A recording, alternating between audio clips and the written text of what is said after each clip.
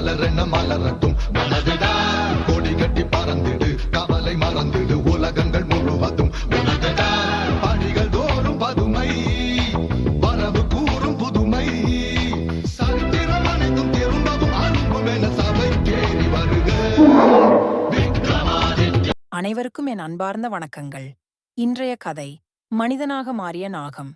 இந்த கதை பிடித்திருந்தால் லைக் செய்யவும், ஷேர் செய்யவும், அடுத்தடுத்து கதைகள் வேண்டுமென்றால் சப்ஸ்கிரைப் செய்யவும்.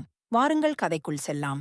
வேதாளம் விக்ரமாதித்யனிடம், மன்னா, ரத்தினபுரி என்கிற ஊரில் ஒரு முனிவரின் சாபத்தால் சில நேரம் பாம்பாகவும் சில நேரம் மனிதனாகவும் இருக்கும் ஒரு இளைஞன் வாழ்ந்து வந்தான். அவ்வூரின் காட்டை ஒட்டிய பகுதியில் வாழ்ந்து வந்த அவன் அந்த ஊரின் ஒரு இளம் பெண்ணை மிகவும் விரும்பி அவளை திருமணம் செய்து கொள்ள ஆசைப்பட்டான். ஆனால் இவனின் இந்த சாபத்தை பற்றி அறிந்த அந்த பெண்ணும் இவனை திருமணம் செய்து கொள்ள மறுத்துவிட்டாள். இதனால் கவலையடைந்த அவன் ஒரு துறவியிடம் சென்று தன் நிலையை கூறி வருந்தினான். அதற்கு அந்த துறவி, நீ நாகமனிதனாக இருப்பதால் உனக்குள் நாகமாணிக்கம் இருப்பதாகவும் அதை தனியாக எடுத்து வைத்துவிட்டு தினமும் இரவு நேரத்தில் தவமிருந்தால் நீ மீண்டும் முழுமையான மனிதனாக மாற வாய்ப்பிருப்பதாக கூறினார். அதன்படியே அந்த நாகமனிதனும் செய்து வந்தான். அப்போது ஒரு நாள் தனது மாட்டை தேடி வந்த ரங்கன் என்ற இளைஞன் காட்டு விலங்குகள் துரத்தியதால் இந்த நாகமனிதன் வசித்த புற்றிற்கு அருகிலுள்ள மரத்தில் ஏறிக்கொண்டான். இரவு முழுவதும் அந்த மரத்திலேயே இருந்த அவன் அருகிலுள்ள புற்றிலிருந்து ஒரு நாகம் வெளிவருவதைக் கண்டான்.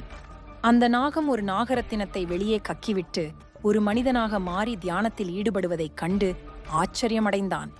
பொழுது விடியும் போது அந்த நாகமனிதன் மீண்டும் நாகமாக மாறி தனது ரத்தினத்தை முழுங்கிக் கொண்டு மீண்டும் புற்றிற்குள் சென்று மறைந்ததை ரங்கன் கண்டான். மறுநாள் காலையில் இரவு நடந்ததை பற்றி ரங்கன் தனது நண்பன் கண்ணனிடம் கூறினான். அதற்கு கண்ணன், நாகரத்தினம் மிகவும் சக்தி வாய்ந்தது என்றும் அது நம்மிடம் இருந்தால் பாம்பு தீண்டி இறக்கும் நிலையில் இருப்பவர்களையும் நாம் உயிர் பிழைக்க வைக்க முடியும் என்றும், அதனால் இன்றிரவு அந்த நாகமனிதனிடமிருந்து நாம் நாகரத்தினத்தை எடுத்துக்கொள்வோம் என்று கூறினான். ரங்கனுக்கு இதில் விருப்பமில்லை என்றாலும் கண்ணனுடன் துணைக்கு சென்றான். இருவரும் அந்த நாகமனிதன் இருக்கும் புற்றிற்கு அருகில் ஒளிந்து கொண்டு காத்திருந்தனர். வழக்கம் போல் அந்த நாகமனிதன் தனது நாகரத்தினத்தை வெளியே வைத்துவிட்டு தியானத்தில் ஆழ்ந்தபோது ரங்கனின் நண்பனான கண்ணன் அந்த ரத்தினத்தை எடுத்துக்கொண்டு சென்று விட்டான். தியானம் களைந்து பார்த்த நாகமனிதன் தனது நாகரத்தினம் திருடப்பட்டதால் அவன் முழுமையாக மனிதனாகும் தனது லட்சியம் தடைபட்டதை எண்ணி வருந்தினான். இதற்கிடையே அந்த ரத்தினத்தை எடுத்துக்கொண்டு சென்ற கண்ணன் பக்கத்து ஊரில் பாம்பு கடியால் பாதிக்கப்பட்டவர்களை அந்த ரத்தினத்தை கொண்டு குணப்படுத்தி மிகுந்த அளவில் செல்வம் ஈட்டினான். மீண்டும் இந்திராபுரிக்கு திரும்பிய அவன் தன் நண்பன் ரங்கனை தன்னுடன் வந்து அவனது செல்வத்தை பகிர்ந்து கொள்ளுமாறு அழைத்தான். அதற்கு ரங்கன் தன்னுடைய உழைப்பிலேயே தான் வாழ விரும்புவதாக கூறி கண்ணனுடன் வர மறுத்தான்.